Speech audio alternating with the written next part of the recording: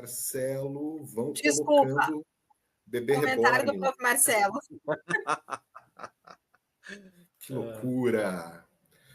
Ai, não dá. Gente, por isso é que eu ri, eu li o comentário ali. Vamos lá, ups and downs, então. Vamos ver quem começa, o Silvio. E aí, Silvio? Manda Legal. bala. Vamos pegar o up, né? Para mim, o up do episódio é essa parte da investigação, que eu acho legal pra caramba, né? E eu ia colocar a cena onde ela fala que tá apaixonada para o Odo, né? E o Odo faz aquela cara oh, meu Deus, né? Oh, sério, né? Faz aquela cara de cachorro sem dono ali, né? Ele que não tem expressão nenhuma, deu para sentir a agulhada que ele levou ali quando ele ouve aquilo. Mas só é uma cena que faz sentido quando a gente sabe do final da história, lá no caminhar da história, que ele é um homem apaixonado por ela, né? Então, a continuidade da cena, para mim, acaba sendo o Dal, porque eu gosto muito desse momento que mostra a Kira obstinada, né? E não há outra forma de conseguir informações que não seja pedindo, né? Se associando com o canalha do Quark, que ela já tinha dito que o odiava, mas agora tá ali pedindo ajuda para ele, né? Então, Deep Space Nine é sobre isso também, né? É sobre essas personagens que tem que relacionar umas com as outras, muitas vezes sendo incompatíveis, né? Ou tendo profundas rusgas, né, do passado e tal. Então é muito legal essa cena, acho muito bacana. Tem uma dose de humor também, que é bem legal, apesar do tema ser complexo e pesado. Tem uma dose de humor ali, porque o Quark sempre traz essa coisa do canalha dele, é o canalha humorado, né? Então, para mim, é o ápice desse episódio, eu gosto muito dessa cena. Já o Dal, para mim, é muito difícil acreditar. É só pela questão religiosa, né? Para mim, é um episódio que mostra o quanto esses personagens são adeptos às suas culturas religiosas e a ponto de encobrir a verdade, né? Como eu não sou historiador, porque eu não faço pesquisas, né? Eu sou um simples professor de história que fez uma licenciatura, mas eu, como alguém que sou apaixonado pela história, ver personagens escondendo a história do povo, a história da população de forma proposital, em nome em nome da ideologia religiosa, né? Não consigo encarar isso como uma coisa positiva. E acho que não faz sentido porque a ocupação acabou, né? A ocupação acabou. A importância que a VEDEC, a Caiopaka teve durante a ocupação já está lá, não vai ser tocada, né? Trazer a verdade à tona iria, como é que eu posso dizer, iria livrar esses personagens na final das contas, iriam livrá-los do peso da história, né? E aí a sociedade que os julgue, né? Que a sociedade vai julgar se aquilo ou não. Manter esses personagens optando em manter a história quieta, calada, a troco de uma ideologia, e a Caiopaka nem tá lá mais, né? Ela tá num outro planeta, ela tá morta praticamente, né? Ela está no purgatório, vamos chamar aquilo como se fosse um purgatório. Então, para usar uma mentira para esconder uma verdade, ainda mais uma verdade tão impactante feito essa, eu não consigo encarar isso como uma coisa positiva. E não me parece que uma pessoa inteligente como Barel faça isso, né?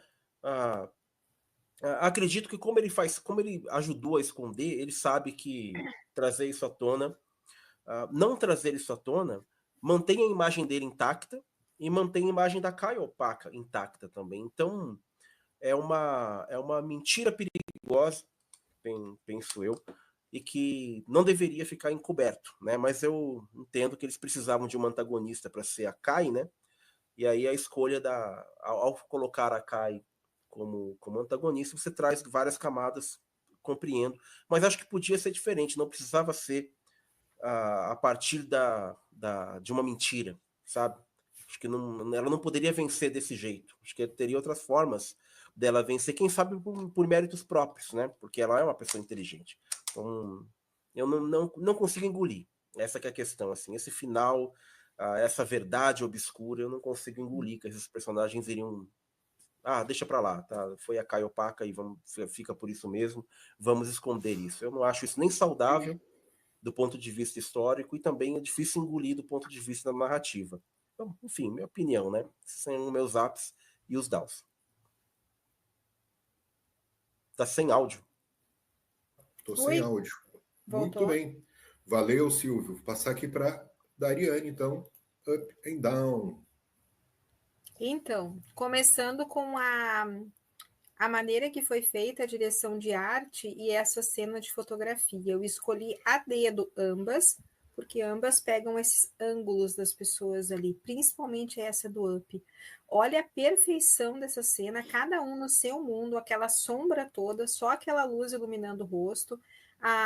Aqui, a Win com essa questão toda naquele diálogo que ela teve com o Cisco, de tentar conciliar um possível aliado diplomático para angariar, né, as boas graças de todos aqueles favoráveis, aqueles bajorianos favoráveis da inserção de Bajor na federação. E o Cisco pensando ali, né, analisando tudo que estava sendo colocado em jogo e o que ela estava já tramando. É uma cena perfeita, fotografia maravilhosa. A do Down, a mesma situação. Ambos se confrontando, não aqui, cada um no seu mundo, duelando diplomaticamente, cada um ali, líder do seu povo, de um povo, né, e de objetivos específicos. E o oposto ali, aquele Down, que já é aquele confronto de um olhar para o outro naquilo que estava acontecendo, que era a revelação da verdade. Né, e aquela quebra de confiança de saber por que você não me disse isso antes e por que você traiu a confiança do povo inteiro, como o prof. Silvio colocou muito bem. Né? O Up foi justamente isso. Foi aquele momento de diplomacia em que foi um embate de dois líderes defendendo as suas posições ali, tecendo armadilhas no meio de um encontro em que poderia, se um deles não iam acreditar na verdade que o outro estava dizendo, na inverdade do outro. Mas olha só, se o Cisco fosse menos político, menos estratégico, e se ele fosse menos Cisco, ele, que bom que você veio conversar comigo, vamos conversar. E pelo contrário, ele teve um momento dele de pensamento, qual é a resposta melhor para que eu possa dar para ela? Ser irônico, ser agressivo, dizer para ela sair daqui, que eu não quero. Não, a melhor resposta é entrar naquela, né, naquele teatro, naquela farsa que foi feita ali, igual aquelas comédias de latte, né, que nós temos, italianas, e então você vê ali, o que a gente percebe? Um embate de pessoas que cada um está no seu mundo, vistas a uma guerra que se anuncia, né? A uma tragédia que está se anunciando. E o Down foi a quebra de confiança da Kira.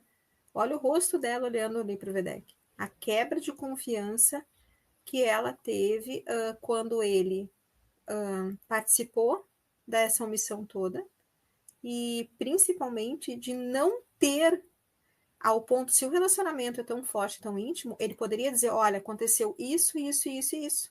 Eu sei que você vai investigar, mas por esses motivos a gente vai permanecer e vamos deixar quieto isso acontecendo. Né? E ele não fez, ele deixou ela correr e tratou ela como se fosse um peão no jogo diplomático ali também. Eu acredito que esse momento foi o da quebra. Olha a postura dele. Ele ainda está meio de lado, assim, enquanto está conversando. Ele não está frontalmente encarando. Ele já está se esquivando daquele relacionamento ali. A Kira, no entanto, ela diz assim, o que está acontecendo? Né? Ali, aquele momento de quebra de confiança, não que a cena não seja boa, mas o que me deixou chocada nesse episódio foi essa falta de confiança dele. Ela se entregar tanto para ele e ele, ao mesmo tempo, esconder tantos segredos assim. E a gente sabe que se Kira soubesse dessas situações todas, com certeza ela acharia um meio termo ali para não prejudicar nenhum nem outro. E isso foi terrível. Essas são fotografias belíssimas. Essa do Up, então, esse momento deles ali, encarando os seus fantasmas e as decisões que teriam que tomar, e o Cisco já prevendo que provavelmente essa mulher já estava, né, cerceando e jogando peças ali para ser a nova Kai, era incrível. Belíssimo, belíssimo, assim, muito bonito.